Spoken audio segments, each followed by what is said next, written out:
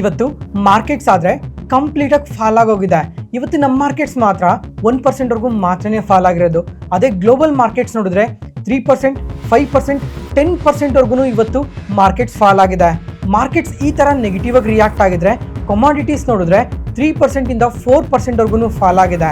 ಅದ್ರ ಜೊತೆಗೆ crude oil price ಆದರೆ 4% ಇನ್ಕ್ರೀಸ್ ಆಗಿದೆ.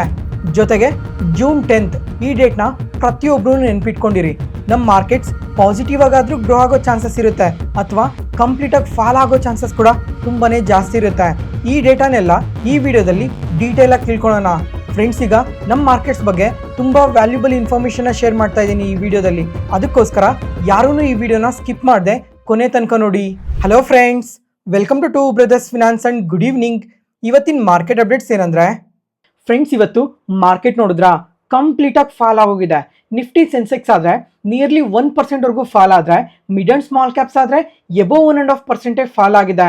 ಹಲವಾರು ಸೆಕ್ಟಾರ್ಸ್ ಇವತ್ತು 2% 3% ಫಾಲ್ ಆಗಿದೆ. ಇವತ್ತು ನಮ್ಮ ಮಾರ್ಕೆಟ್ಸ್ ಈ ಥರ ನೆಗೆಟಿವ್ ಆಗಿ ರಿಯಾಕ್ಟ್ ಆಗೋದಕ್ಕೆ ಮೇಯ್ನ್ ಆಗಿ 2 ರೀಸನ್ಸ್ ಇದಾವೆ.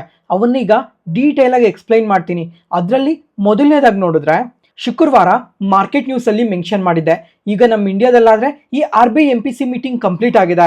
ಜೂನ್ 16th ಮತ್ತು 17th ಆದರೆ US ಅಲ್ಲಿ FOMC ಮಿನಿಟ್ಸ್ ಮೀಟಿಂಗ್ ಇದೆ. ಇದಂತೂ ನಮ್ಮ ಮಾರ್ಕೆಟ್ಸ್ಗೆ ತುಂಬಾ ಇಂಪಾರ್ಟೆಂಟ್ ಆಗಿರುತ್ತೆ ಅಂತ ಶುಕ್ರವಾರನೇ ಮೆನ್ಷನ್ ಮಾಡಿದ್ದೆ. ಫ್ರೆಂಡ್ಸ್, ಈಗ ಅದರ ಭಾಗವಾಗೇನೆ ಶುಕ್ರವಾರ ರಾತ್ರಿ US ಮಾರ್ಕೆಟಲ್ಲಿ ಜಾಬ್ಸ್ ಡೇಟಾ ಅಪ್ಡೇಟ್ ಆಗಿದೆ. ಈ ಒಂದು ಡೇಟಾಯಿಂದ ಕಂಪ್ಲೀಟ್ US ಮಾರ್ಕೆಟ್ ಫಾಲ್ ಆಗೋಗಿದೆ. ನ್ಯಾಸ್ಡ್ಯಾಕ್ ಆದರೆ 4% ಫಾಲ್ ಆಗಿದೆ ಶುಕ್ರವಾರ ರಾತ್ರಿ ಒಂದೇ ದಿನನೇ.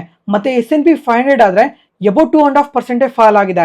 ಈ ರೀಸೆಂಟ್ ಟೈಮಲ್ಲಿ US ಮಾರ್ಕೆಟ್ಸ್ ಎಂದೂ ಈ ಥರ ನೆಗೆಟಿವ್ ಆಗಿ ರಿಯಾಕ್ಟ್ ಆಗಲಿಲ್ಲ. ಆದರೆ ಶುಕ್ರವಾರ ಒಂದೇ ದಿನ US ಮಾರ್ಕೆಟ್ಸ್ ಈ ಥರ ಫಾಲ್ ಆಗಿದೆ. ಯಾಕಂದರೆ ಈ ಜಾಬ್ಸ್ ಡೇಟಾ ಬಂದಿದೆ. ಈ ಜಾಬ್ಸ್ ಡೇಟಾ ಆದರೆ ತುಂಬಾ ಪಾಸಿಟಿವ್ ಆಗಿ ಬಂದಿದೆ. ಮಾರ್ಕೆಟ್ ಏನು ಎಕ್ಸ್ಪೆಕ್ಟ್ ಮಾಡ್ತಾ ಇತ್ತು ಅಂದರೆ ಅಟ್ಲೀಸ್ಟ್ ಒಂದು 85,000 ಜಾಬ್ಸ್ ಆ್ಯಡ್ ಆಗುತ್ತೆ ಅಂತ ಮಾರ್ಕೆಟ್ ಎಕ್ಸ್ಪೆಕ್ಟ್ ಮಾಡಿದ್ರೆ ಆ್ಯಕ್ಚುಲ್ ಆಗಿ 172,000 ಜಾಬ್ಸ್ ಆ್ಯಡ್ ಆಗಿದ್ದಾವೆ. ಅದರಿಂದನೇ US ಮಾರ್ಕೆಟ್ಸ್ ಈ ಥರ ನೆಗೆಟಿವ್ ಆಗಿ ರಿಯಾಕ್ಟ್ ಆಗಿರೋದು. ಫ್ರೆಂಡ್ಸ್, ಈಗ ನೀವು ಕೇಳ್ಬೋದು, ಈ ಥರ ಜಾಬ್ಸ್ ಆ್ಯಡ್ ಆಗೋದ್ರಿಂದ ಇದು ಎಕಾನಮಿಗೆ ತುಂಬಾ ಪಾಸಿಟಿವ್ ಅಲ್ವಾ, ಅದರಿಂದ ಮಾರ್ಕೆಟ್ಸ್ ಏನಕ್ಕೆ ಈ ಥರ ನೆಗೆಟಿವ್ ಆಗಿ ರಿಯಾಕ್ಟ್ ಆಗಿದ್ದಾವೆ ಅಂತ ಅದಕ್ಕೂ ಕೂಡ ಕ್ಲಿಯರ್ ಆಗಿ ಎಕ್ಸ್ಪ್ಲೈನ್ ಮಾಡ್ತೀನಿ ನೋಡಿ. ಈಗ ಜಾಬ್ಸ್ ಡೇಟಾ ತುಂಬಾ ಪಾಸಿಟಿವ್ ಆಗಿ ಬಂದಿದೆ ಅಂದರೆ ಎಕಾನಮಿ ತುಂಬಾ ಪಾಸಿಟಿವ್ ಆಗಿದೆ ಅಂತಲೇ ಅರ್ಥ. ಎಕಾನಮಿ ಪಾಸಿಟಿವ್ ಆಗಿದೆ ಅಂತ ಯಾವಾಗ ಕ್ಲಿಯರ್ ಆಗಿ ಗೊತ್ತಾಗುತ್ತೆ ಅಂತ ಅಂದರೆ ಆ ಕಂಟ್ರಿ GDP ಡೇಟಾ ಯಾವ ಥರ ಬಂದಿದೆ ಅಂತ ನೋಡಬೇಕಾಗಿರುತ್ತೆ. ಈಗ ಲಾಸ್ಟ್ ಮಂತಲ್ಲಿ GDP ಡೇಟಾ ಅಪ್ಡೇಟ್ ಆಯಿತು. GDP ಆದರೆ ಇಯರ್ ಆನ್ ಇಯರಲ್ಲಿ 2.7% ಬಂದಿದೆ. ಅದಂತೂ ಪಾಸಿಟಿವೇ. ಆದರೆ ಲಾಸ್ಟ್ ಮಂತಲ್ಲಿ ಇನ್ಫ್ಲೇಷನ್ ಡೇಟಾ ಬಂದಿತ್ತು. ಈಗ ಮಾರ್ಕೆಟ್ ಏನು ಎಕ್ಸ್ಪೆಕ್ಟ್ ಮಾಡ್ತಾ ಇತ್ತು ಅಂದರೆ ಈ ಮಿಡಲ್ ಈಸ್ಟರ್ನ್ ವಾರ್ ಟೆನ್ಷನ್ಸಿಂದ ಕ್ರೂಡ್ ಆಯಿಲ್ ಪ್ರೈಸಸ್ ತುಂಬಾ ಇನ್ಕ್ರೀಸ್ ಆಗಿದೆ. ಅದರಿಂದ ಇನ್ಫ್ಲೇಷನ್ ಕೂಡ ತುಂಬಾ ಜಾಸ್ತಿ ಬರುತ್ತೆ ಅಂತ ಮಾರ್ಕೆಟ್ ಎಕ್ಸ್ಪೆಕ್ಟ್ ಮಾಡಿತ್ತು. ಮಾರ್ಕೆಟ್ ಎಷ್ಟು ಎಕ್ಸ್ಪೆಕ್ಟ್ ಮಾಡಿತ್ತು ಅಂದರೆ 3.7% ಇನ್ಫ್ಲೇಷನ್ ಬರುತ್ತೆ ಅಂತ ಮಾರ್ಕೆಟ್ ಎಕ್ಸ್ಪೆಕ್ಟ್ ಮಾಡಿದರೆ ಆ್ಯಕ್ಚುಲ್ ಆಗಿ 3.8% ಇನ್ಫ್ಲೇಷನ್ ಬಂದಿದೆ. ಇದಂತೂ US ಮಾರ್ಕೆಟ್ಸ್ಗೆ ನೆಗೆಟಿವೇ ಆಗುತ್ತೆ. ಈಗ ಜಾಬ್ಸ್ ಡೇಟಾ ಸ್ಟ್ರಾಂಗ್ ಆಗಿದೆ, GDP ಸ್ಟ್ರಾಂಗ್ ಆಗಿದೆ, ಇನ್ಫ್ಲೇಷನ್ ಮಾತ್ರ ತುಂಬಾ ಜಾಸ್ತಿ ಇದೆ. ಈಗ US ಫೆಡ್ ಚೇರ್ಮನ್ ಅವರು ಇನ್ಫ್ಲೇಷನ್ ಟಾರ್ಗೆಟ್ನ ಎಷ್ಟು ಕೊಟ್ಟಿದ್ರು ಅಂದರೆ 2% ಕೊಟ್ಟಿದ್ರು. ಆದರೆ ಈಗ ಏಪ್ರಿಲ್ ಮಂತ್ ಇನ್ಫ್ಲೇಷನ್ ಡೇಟಾ ಆದರೆ 3.8% ಬಂದಿದೆ. ಅಂದರೆ ಇನ್ಫ್ಲೇಷನ್ ತುಂಬಾ ಜಾಸ್ತಿ ಆಗೋಗಿದೆ. ಈ ಥರ ಇನ್ಫ್ಲೇಷನ್ ಜಾಸ್ತಿ ಆಗೋದಕ್ಕೆ ಮೇಯ್ನ್ ರೀಸನ್ ಏನು ಅಂತ ಅಂದರೆ ಈ ಮಿಡಲ್ ಈಸ್ಟರ್ನ್ ವಾರ್ ಟೆನ್ಷನ್ಸೇ. ಈ ವಾರ್ ಟೆನ್ಷನ್ಸಿಂದ ಕ್ರೂಡ್ ಆಯಿಲ್ ಪ್ರೈಸ್ ಆದರೆ ತುಂಬಾ ಇನ್ಕ್ರೀಸ್ ಆಗಿದೆ. ಈ ಥರ ಕ್ರೂಡ್ ಆಯಿಲ್ ಪ್ರೈಸಸ್ ಇನ್ಕ್ರೀಸ್ ಆಗಿರೋದ್ರಿಂದ US ಅಲ್ಲಿ ಇನ್ಫ್ಲೇಷನ್ ತುಂಬಾ ಜಾಸ್ತಿ ಆಗಿರೋದು. ಪ್ರೆಸೆಂಟ್ ಈಗ ಏಪ್ರಿಲ್ ಮಂತಲ್ಲಿ ನೋಡಿದ್ರೆ ಇನ್ಫ್ಲೇಷನ್ 3.8% ಬಂದಿತ್ತಲ್ವಾ. ಮೇ ಮಂತಿಗೆ ನೋಡಿದ್ರೆ ಅನಲಿಸ್ಟ್ ಎಷ್ಟು ಫೋರ್ಕಾಸ್ಟ್ ಮಾಡಿದ್ದಾರೆ ಅಂತ ಅಂದರೆ 4.2% ಆದರೂ ಬರುತ್ತೆ ಅಂತ ಫೋರ್ಕಾಸ್ಟ್ ಮಾಡಿದ್ದಾರೆ. ಫ್ರೆಂಡ್ಸ್, ಈಗ ಒಂದು ವೇಳೆ ಅನಲಿಸ್ಟ್ ಫೋರ್ಕಾಸ್ಟ್ ಮಾಡಿರೋದಕ್ಕಿಂತ ಇನ್ಫ್ಲೇಷನ್ ಏನಾದರೂ ಜೂನ್ 10th ಜಾಸ್ತಿ ಬಂತು ಅಂತ ಅಂದರೆ ನೆಕ್ಸ್ಟ್ FOMC ಮಿನಿಟ್ಸ್ ಮೀಟಿಂಗಲ್ಲಿ ಇಂಟ್ರೆಸ್ಟ್ ರೇಟ್ನ ಇನ್ಕ್ರೀಸ್ ಮಾಡೋ ಚಾನ್ಸಸ್ ತುಂಬಾ ಜಾಸ್ತಿ ಇರುತ್ತೆ ಅಂತಲೇ ಶುಕ್ರವಾರ US ಮಾರ್ಕೆಟ್ಸ್ ಆದರೆ ಕಂಪ್ಲೀಟಾಗಿ ಫಾಲ್ ಆಗೋಗಿರೋದು. ಅದಕ್ಕೋಸ್ಕರ ಜೂನ್ 10th ಇನ್ಫ್ಲೇಷನ್ ಡೇಟಾ ಯಾವ ಥರ ಬರುತ್ತೆ ಅಂತ ಟ್ರ್ಯಾಕ್ ಮಾಡೋದು ತುಂಬಾ ಇಂಪಾರ್ಟೆಂಟ್ ಆಗಿರುತ್ತೆ. ಒಂದು ವೇಳೆ ಅನಲಿಸ್ಟ್ ಫೋರ್ಕಾಸ್ಟ್ ಮಾಡಿರೋದಕ್ಕಿಂತ ಇನ್ಫ್ಲೇಷನ್ ಆದರೆ ತುಂಬಾ ಜಾಸ್ತಿ ಬಂತು ಅಂದರೆ ಈ FOMC ಮಿನಿಟ್ಸ್ ಮೀಟಿಂಗಲ್ಲಿ ಇಂಟ್ರೆಸ್ಟ್ ರೇಟ್ನ ಇನ್ಕ್ರೀಸ್ ಮಾಡೋ ಚಾನ್ಸಸ್ ತುಂಬಾ ಜಾಸ್ತಿ ಇರುತ್ತೆ. ಒಂದು ವೇಳೆ ಇನ್ಫ್ಲೇಷನ್ ಡೇಟಾ ಏನಾದರೂ ಬಿಲೋ 4% ಬಂತು ಅಂದರೆ ಆಗ ಇಂಟ್ರೆಸ್ಟ್ ರೇಟ್ನ ಇನ್ಕ್ರೀಸ್ ಮಾಡೋ ಚಾನ್ಸಸ್ ತುಂಬಾ ಕಮ್ಮಿ ಇರುತ್ತೆ. ನೋಡೋಣ ಜೂನ್ 10th ಇನ್ಫ್ಲೇಷನ್ ಡೇಟಾ ಯಾವ ಥರ ಬರುತ್ತೆ ಅಂತ. ಮತ್ತು ಫ್ರೆಂಡ್ಸ್, ಈಗ ಒಂದು ವೇಳೆ ಕಮ್ಮಿಂಗ್ ಟೈಮಲ್ಲಿ ಇನ್ಫ್ಲೇಷನ್ ಡೇಟಾ ಏನಾದರೂ ತುಂಬಾ ಜಾಸ್ತಿ ಬಂದರೆ ಅವತ್ತು ಕೂಡ US ಮಾರ್ಕೆಟ್ಸ್ ಇದೇ ಥರ ನೆಗೆಟಿವ್ ಆಗಿ ರಿಯಾಕ್ಟ್ ಆಗೋ ಚಾನ್ಸಸ್ ಜಾಸ್ತಿನೇ ಇರುತ್ತೆ. ಅದರಿಂದ ನಮ್ಮ ಮಾರ್ಕೆಟ್ಸ್ ಕೂಡ ಫಾಲ್ ಆಗೋ ಚಾನ್ಸಸ್ ತುಂಬಾನೇ ಇರುತ್ತೆ. ಈಗ ರೀಸೆಂಟಾಗಿ ತುಂಬ ಸಲನೇ ಮೆನ್ಷನ್ ಮಾಡಿದೆ, ಈ ರ್ಯಾಲಿಯಿಂದ US ಮಾರ್ಕೆಟ್ಸ್ ಆದರೆ ಆಲ್ ಟೈಮ್ ಹೈಸ್ನ ಟಚ್ ಮಾಡ್ತಾ ಇದ್ದಾವೆ ಅಂತ. ಜೊತೆಗೆ ಈ ಏಷ್ಯನ್ ಮಾರ್ಕೆಟ್ಸ್ ಕೂಡ ಅದೇ ಥರನೇ ಪಾಸಿಟಿವ್ ಆಗಿ ರಿಯಾಕ್ಟ್ ಆಗ್ತಾ ಇದ್ವು. ಈಗ ಶುಕ್ರವಾರ ರಾತ್ರಿ US ಮಾರ್ಕೆಟಲ್ಲಿ ಈ ರಿಲೇಟೆಡ್ ಸ್ಟಾಕ್ಸಲ್ಲೆಲ್ಲ ತುಂಬಾ ಪ್ರಾಫಿಟ್ ಬುಕ್ಕಿಂಗ್ ಮಾಡ್ಕೊಂಡಿದ್ದಾರೆ. ಅದರಿಂದ US ಮಾರ್ಕೆಟ್ಸ್ ಫಾಲ್ ಆದವು. ಅದ್ರ ಇಂಪ್ಯಾಕ್ಟನ್ನೇ ಇವತ್ತು ಏಷ್ಯನ್ ಮಾರ್ಕೆಟ್ಸಲ್ಲಿ ಕೂಡ ಕ್ಲಿಯರ್ ಆಗಿ ಕಾಣಿಸಿದೆ. ಇವತ್ತು ಏಷ್ಯನ್ ಮಾರ್ಕೆಟ್ಸ್ ಆದರೆ ಕಂಪ್ಲೀಟಾಗಿ ಫಾಲ್ ಆಗೋಗಿದ್ದಾವೆ. ಜಪಾನ್ ಮಾರ್ಕೆಟ್ಸ್ ಆದರೆ ಎಬೋವ್ 4% ಫಾಲ್ ಆಗಿದೆ. ತೈವಾನ್ ಮಾರ್ಕೆಟ್ಸ್ ಆದರೆ ಎಬೋವ್ 3.5% ಫಾಲ್ ಆಗಿದೆ. ಹೈಯೆಸ್ಟ್ ಫಾಲ್ ಆಗಿರೋದಂದರೆ ಕೊರಿಯನ್ ಮಾರ್ಕೆಟ್ಸೇನೆ, ಎಬೋವ್ 9% ಫಾಲ್ ಆಗಿದೆ. ಫ್ರೆಂಡ್ಸ್, ಈಗ ಲಾಸ್ಟ್ 1 ವೀಕಿಂದ ನೋಡಿದ್ರು ಈ ಕೊರಿಯನ್ ಮಾರ್ಕೆಟ್ಸ್ ಫಾಲ್ ಆಗ್ತಾನೆ ಬರ್ತಾ ಇದೆ. ಲಾಸ್ಟ್ 1 ವೀಕಲ್ಲಿ ನಿಯರ್ಲಿ 14%ವರ್ಗೂ ಫಾಲ್ ಆಗಿದೆ. ಮತ್ತು ಇಂಡೋನೇಷಿಯನ್ ಮಾರ್ಕೆಟ್ ನೋಡಿದ್ರು ನಿಯರ್ಲಿ 5%ವರ್ಗೂ ಫಾಲ್ ಆಗಿದೆ. ಫ್ರೆಂಡ್ಸ್, ಈಗ ತುಂಬ ಸಲನೇ ಮೆನ್ಷನ್ ಮಾಡಿದ್ದೆ, ಈ ರ್ಯಾಲಿಯಿಂದ ಈ ಏಷ್ಯನ್ ಮಾರ್ಕೆಟ್ಸ್ ಆಗಲಿ US ಮಾರ್ಕೆಟ್ಸ್ ಆಗಲಿ ತುಂಬಾ ರ್ಯಾಲಿ ಆಗಿದ್ದಾವೆ ಅಂತ. ಒಂದು ಚಿಕ್ಕ ನೆಗೆಟಿವ್ ಡೇಟಾ ಅಪ್ಡೇಟ್ ಆದ್ರೂ ಅಷ್ಟೇ ಇದೇ ಥರ ಕಂಪ್ಲೀಟಾಗಿ ಸೆಲ್ ಆಫ್ ಇರುತ್ತೆ. ಅದರಿಂದನೇ ಇವತ್ತು ಏಷ್ಯನ್ ಮಾರ್ಕೆಟ್ಸ್ ಎಲ್ಲ ಈ ಥರ ನೆಗೆಟಿವ್ ಆಗಿ ರಿಯಾಕ್ಟ್ ಆಗಿರೋದು.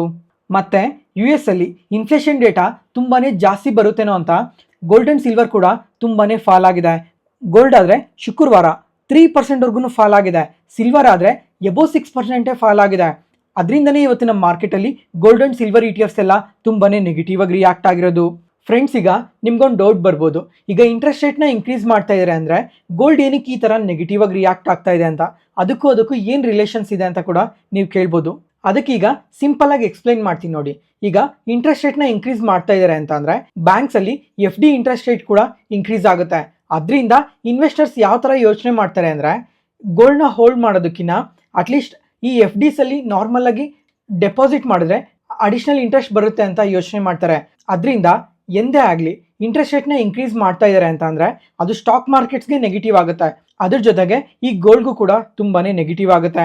ಒಂದು ವೇಳೆ ಕಮಿಂಗ್ ಟೈಮಲ್ಲಿ ಏನಾದರೂ ಇಂಟ್ರೆಸ್ಟ್ ರೇಟ್ನ ಇನ್ಕ್ರೀಸ್ ಮಾಡಿದ್ರೆ ಕಮಿಂಗ್ ಟೈಮಲ್ಲಿ ಗೋಲ್ಡ್ ಪ್ರೈಸಸ್ ಕೂಡ ಸ್ವಲ್ಪ ಫಾಲ್ ಆಗೋ ಚಾನ್ಸಸ್ ಇರುತ್ತೆ. ಮತ್ತು ಇವತ್ತು ಸೆಂಟ್ರಲ್ ಬ್ಯಾಂಕ್ ಆಫ್ ಯುರೋಪ್ ಅವರು ಕೂಡ ಇದೇ ಥರ ಸ್ಟೇಟ್ಮೆಂಟ್ಸ್ನ ಮಾಡಿದ್ದಾರೆ. ಈ ವಾರಿಂದ ತುಂಬಾ ಇನ್ಫ್ಲೇಷನ್ ಇನ್ಕ್ರೀಸ್ ಆಗ್ತಾ ಇದೆ. ಅದರಿಂದ 2.5 ವರ್ಷ ಆದಮೇಲೆ ನಾವೀಗ ಇಂಟ್ರೆಸ್ಟ್ ರೇಟ್ನ ಇನ್ಕ್ರೀಸ್ ಮಾಡ್ತಾ ಇದ್ದೀವಿ ಅಂತ ಸ್ಟೇಟ್ಮೆಂಟ್ಸ್ನ ಮಾಡಿದ್ದಾರೆ. ಮತ್ತು ನಮ್ಮ ಮಾರ್ಕೆಟ್ಸ್ ಈ ಥರ ನೆಗೆಟಿವ್ ಆಗಿ ರಿಯಾಕ್ಟ್ ಆಗೋದಕ್ಕೆ ಇನ್ನೊಂದು ರೀಸನ್ ಏನು ಅಂತ ಅಂದರೆ ಈ ಲಾಸ್ಟ್ ವೀಕೆಂಡ್ಸಲ್ಲಿ US ಮತ್ತು ಇರಾನ್ ವಾರ್ ಇನ್ನೂ ತುಂಬಾ ಜಾಸ್ತಿ ಆಗಿದೆ.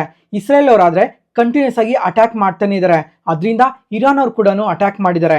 ಅದರಿಂದನೇ ಇವತ್ತು ಕ್ರೂಡ್ ಆಯಿಲ್ ಪ್ರೈಸ್ ಆದರೆ ನಿಯರ್ಲಿ 4%ವರ್ಗೂ ಫಾಲ್ ಆಗಿರೋದು. ಓವರಾಲ್ ಈ ವಾರ್ ಟೆನ್ಷನ್ ಸ್ವಲ್ಪ ಜಾಸ್ತಿ ಆಗಿರೋ ಕಾರಣದಿಂದ ಇವತ್ತು ಕೂಡ ನಮ್ಮ ಮಾರ್ಕೆಟ್ಸ್ ಫಾಲ್ ಆಗಿದೆ. ಒಂದು ವೇಳೆ ಇವತ್ತು ರಾತ್ರಿ ಕೂಡ ಏನಾದರೂ ವಾರ್ ಟೆನ್ಷನ್ಸ್ ಜಾಸ್ತಿ ಆದರೆ ನಾಳೆ ಕೂಡ ನಮ್ಮ ಮಾರ್ಕೆಟ್ಸ್ ಸ್ವಲ್ಪ ಫಾಲ್ ಆಗೋ ಚಾನ್ಸಸ್ ಇರುತ್ತೆ. ಜೊತೆಗೆ ನಾಳೆ ಆದರೆ ವೀಕ್ಲಿ ಎಕ್ಸ್ಪೈರಿ ಕೂಡ ಇರುತ್ತೆ. ಅದರಿಂದ ಓಪನಿಂಗಲ್ಲಿ ನಮ್ಮ ಮಾರ್ಕೆಟ್ಸ್ ಸ್ವಲ್ಪ ವಾಲಟೈಲ್ ಆಗಿ ರಿಯಾಕ್ಟ್ ಆಗೋ ಚಾನ್ಸಸ್ ಕೂಡ ಇರುತ್ತೆ. ಈ ಥರ ಕಾಂಪ್ಲಿಕೇಟೆಡ್ ಇನ್ಫಾರ್ಮೇಷನ್ ಎಲ್ಲ ಸಿಂಪ್ಲಿಫೈ ಮಾಡಿ ನಿಮ್ಮ ಮುಂದೆ ತರ್ತಾ ಇದೀವಲ್ಲ. ಯಾವುದೇ ಪಾಯಿಂಟಲ್ಲಿ ನಾನು ಹೇಳೋ ಇನ್ಫಾರ್ಮೇಷನ್ ನಿಮಗೆ ಇಷ್ಟ ಆದರೆ ಈ ವಿಡಿಯೋನ ಲೈಕ್ ಮಾಡಿ. Next market key updates. First ಇವಾಗ ಅದಾನಿ ಕಂಪನೀಸ್ ಬಗ್ಗೆ ತಿಳ್ಕೊಳ್ಳೋಣ. ಯಾಕಂದರೆ ಈ ಜೆಫ್ರೀಸ್ ಅವರು ಈ ಅದಾನಿ ಕಂಪನೀಸ್ ಲೆಡ್ ಆಗಿ ತುಂಬಾ ಪಾಸಿಟಿವ್ ರೇಟಿಂಗ್ನ ಕೊಟ್ಟಿದ್ದಾರೆ. ಯಾವುದೋ 1-2 ಕಂಪನಿಗಲ್ಲ, ಟೋಟಲ್ ಆಗಿ 4 ಕಂಪನೀಸ್ಗೆ ತುಂಬಾ ಪಾಸಿಟಿವ್ ರೇಟಿಂಗ್ನ ಕೊಟ್ಟಿದ್ದಾರೆ. ಯಾಕಂದರೆ ಈ ಜೆಫ್ರೀಸ್ ಅವರು 4 ಅದಾನಿ ಕಂಪನೀಸ್ ಮ್ಯಾನೇಜ್ಮೆಂಟ್ನ ಮೀಟ್ ಆಗಿದ್ದಾರೆ. ಅದರಿಂದ ಕಮಿಂಗ್ ಟೈಮಲ್ಲಿ ಯಾವ ಸೆಗ್ಮೆಂಟಲ್ಲಿ ಯಾವ ಥರ ಗ್ರೋತ್ ಇರ್ಬೋದು ಅಂತ ಮೆನ್ಷನ್ ಮಾಡಿ ಈ ಥರ ಪಾಸಿಟಿವ್ ರೇಟಿಂಗ್ನ ಕೊಟ್ಟಿರೋದು. ಅದರಲ್ಲಿ ಮೊದಲನೇದಾಗಿ ನೋಡಿಕೊಂಡ್ರೆ ಅದಾನಿ ಎನರ್ಜಿ ಸೊಲ್ಯೂಷನ್ಸ್, ಈ ಕಂಪನಿಗೆ ಬೈ ರೇಟಿಂಗ್ ಕೊಟ್ಟು target price 1655 rupees per share ಅಂತ ಅಪ್ಡೇಟ್ ಮಾಡಿದ್ದಾರೆ. ಅದರಿಂದನೇ ಇವತ್ತು ಓವರ್ ಆಲ್ ಮಾರ್ಕೆಟ್ಸ್ ಈ ಥರ ಫಾಲ್ ಆಗಿದ್ರೂ ಈ ಕಂಪನಿ ಮಾತ್ರ ಸ್ವಲ್ಪ ಪಾಸಿಟಿವ್ ಆಗಿ ರಿಯಾಕ್ಟ್ ಆಗಿದೆ. ಜೊತೆಗೆ ಈ ಕಂಪನಿ ಈಗ 52 ವೀಕ್ಸ್ ಹೈಯಲ್ಲಿ ಕೂಡ ಟ್ರೇಡ್ ಆಗ್ತಾ ಇದೆ. ಮತ್ತೆ ಈಗ ಜೆಫ್ರೀಸ್ ಅವರು ಏನು ಹೇಳ್ತಾ ಇದ್ದಾರೆ ಅಂತಂದರೆ ಇವರು ಈ ಟ್ರಾನ್ಸ್ಮಿಷನ್ ಪ್ರಾಜೆಕ್ಟ್ಸಲ್ಲಿ ಸುಮಾರು 71,800 ಕೋಟಿ ಟ್ರಾನ್ಸ್ಮಿಷನ್ ಪ್ರಾಜೆಕ್ಟ್ನ ಎಕ್ಸಿಕ್ಯೂಟ್ ಮಾಡ್ತಾ ಇದ್ದಾರೆ. ಇಯರ್ ಆನ್ ಇಯರ್ ಕಂಪ್ಯಾರಿಸನಲ್ಲಿ 20% ಇನ್ಕ್ರೀಸ್ ಆಗಿದೆ. ಅದ್ರ ಜೊತೆಗೆ ಈ ಸ್ಮಾರ್ಟ್ ಮೀಟರಿಂಗ್ ಬಿಸ್ನೆಸ್ ಏನಿದೆ ಇದರಲ್ಲೂ ಕೂಡ ಕಮಿಂಗ್ ಟೈಮಲ್ಲಿ ಇನ್ನೂ ತುಂಬಾ ಬೆಟರ್ ಆಗಿ ಗ್ರೋ ಆಗೋ ಚಾನ್ಸಸ್ ಇದೆ ಅಂತ ಮೆನ್ಷನ್ ಮಾಡಿದ್ದಾರೆ. ಫ್ರೆಂಡ್ಸ್, ಈಗ ಲಾಸ್ಟ್ ವಿಡಿಯೋದಲ್ಲೇ ಮೆನ್ಷನ್ ಮಾಡಿದ್ದೆ, ಇಂಡಿಯಾದಲ್ಲಿ ಪವರ್ ಡಿಮ್ಯಾಂಡ್ ಆದರೆ ತುಂಬಾ ಇನ್ಕ್ರೀಸ್ ಆಗ್ತಾ ಇದೆ. ಪ್ರೆಸೆಂಟ್ ಈಗ ಇಯರ್ ಆನ್ ಇಯರ್ ಕಂಪ್ಯಾರಿಸನಲ್ಲಿ ನಿಯರ್ಲಿ 11.5% ಪವರ್ ಡಿಮ್ಯಾಂಡ್ ತುಂಬಾ ಇನ್ಕ್ರೀಸ್ ಆಗಿದೆ. ಅದ್ರ ಜೊತೆಗೆ ಎಲೆಕ್ಟ್ರಾನಿಕ್ ವೆಹಿಕಲ್ಸ್ ಲೆಡ್ ಆಗಿ ರಿಜಿಸ್ಟ್ರೇಷನ್ಸ್ ಆದರೆ ಈ ರೀಸೆಂಟ್ ಟೈಮಲ್ಲಿ ತುಂಬಾ ಜಾಸ್ತಿ ಆಗಿದೆ. ಮತ್ತು ಡೇಟಾ ಸೆಂಟರ್ಸ್ ಲೆಡ್ ಆಗಿ ವರ್ಕ್ ಮಾಡ್ತಾ ಇದ್ದೀವಿ. ಮತ್ತು ಸಮ್ಮರಲ್ಲಿ ನೋಡಿದ್ರೆ ಈ ಏರ್ ಕಂಡೀಷ್ನರ್ಸ್ನ ತುಂಬಾ ಯೂಸ್ ಮಾಡ್ತಾ ಇದ್ದೀವಿ. ಮತ್ತು ಹೊಸ ಫ್ಯಾಕ್ಟ್ರೀಸ್ ಬರ್ತಾ ಇದ್ದಾವೆ. ಅದರಿಂದ ಪವರ್ ಡಿಮ್ಯಾಂಡ್ ಅನ್ನೋದು ತುಂಬಾ ಜಾಸ್ತಿ ಆಗುತ್ತೆ. ಅದಕ್ಕೋಸ್ಕರನೇ ಲಾಸ್ಟ್ ವಿಡಿಯೋದಲ್ಲಿ ಈ ಪವರ್ ಟ್ರಾನ್ಸ್ಮಿಷನ್ ಅಲ್ಲಿ ಇನ್ಫ್ರಾಸ್ಟ್ರಕ್ಚರ್ ರಿಲೇಟೆಡ್ ಆಗಿ ವರ್ಕ್ ಮಾಡೋ ಕಂಪನೀಸ್ ಬಗ್ಗೆ ಮಾತಾಡ್ಕೊಂಡಿದ್ವಿ. ಆ ಕಂಪನೀಸ್ ಆದ್ರೆ ಈ ರೀಸೆಂಟ್ ಟೈಮ್ ಅಲ್ಲಿ ತುಂಬಾನೇ ಪಾಸಿಟಿವ್ ಆಗಿ ಗ್ರೋ ಆಗಿದಾವೆ. ಈಗ ಅದಾನಿ ಗ್ರೀನ್ ಎನರ್ಜಿ ಸೊಲ್ಯೂಷನ್ಸ್ ಅವ್ರು ನೋಡಿದ್ರೆ ಈ ಟ್ರಾನ್ಸ್ಮಿಷನ್ ಸೆಗ್ಮೆಂಟ್ ಅಲ್ಲಿ ವರ್ಕ್ ಮಾಡ್ತಾರೆ. ಈಗ ಇಂಡಿಯಾದಲ್ಲಿ ಪವರ್ ಡಿಮ್ಯಾಂಡ್ ಇನ್ಕ್ರೀಸ್ ಆಗ್ತಾ ಇದೆ ಅಥವಾ ಈ ರಿನ್ಯೂವಬಲ್ ಎನರ್ಜಿ ಕೆಪಾಸಿಟೀಸ್ ಏನಾದರೂ ಇನ್ಕ್ರೀಸ್ ಆಗ್ತಾ ಇದಾವೆ ಅಂತ ಅಂದ್ರೆ ಈ ಟ್ರಾನ್ಸ್ಮಿಷನ್ ಸೆಗ್ಮೆಂಟ್ ಅಲ್ಲಿ ವರ್ಕ್ ಮಾಡೋ ಪ್ರತಿ ಒಂದು ಕಂಪನಿಗೂ ಕೂಡ ಇದು ತುಂಬಾನೇ ಪಾಸಿಟಿವ್ ಆಗುತ್ತೆ.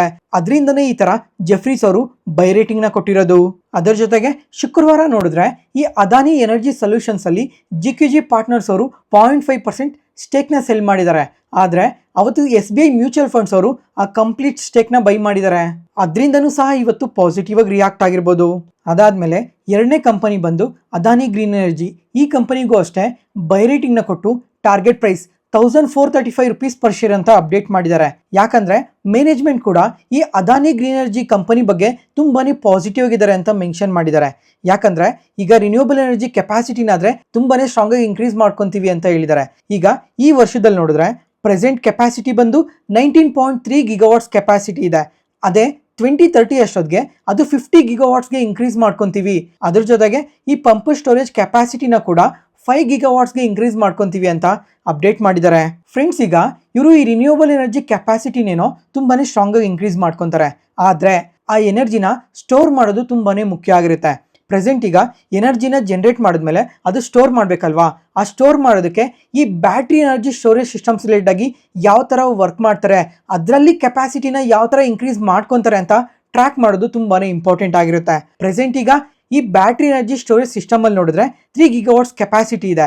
ಅದೇ ನೆಕ್ಸ್ಟ್ ವರ್ಷದಷ್ಟೊತ್ತಿಗೆ ಅದು 10 ಗಿಗಾವಾಟ್ಸ್ಗೆ ಇನ್ಕ್ರೀಸ್ ಮಾಡ್ಕೊತಾರೆ ಅಂತ ಮ್ಯಾನೇಜ್ಮೆಂಟ್ ಹೇಳ್ತಾ ಇದ್ದಾರೆ. ಆದರೆ ನೆಕ್ಸ್ಟ್ ವರ್ಷದೊಳಗಡೆ ಆ ಕೆಪಾಸಿಟಿನ ಅಚೀವ್ ಮಾಡಿದಾರಾ ಇಲ್ವಾ ಅಂತ ಟ್ರ್ಯಾಕ್ ಮಾಡೋದು ತುಂಬಾನೇ ಇಂಪಾರ್ಟೆಂಟ್ ಆಗಿರುತ್ತೆ.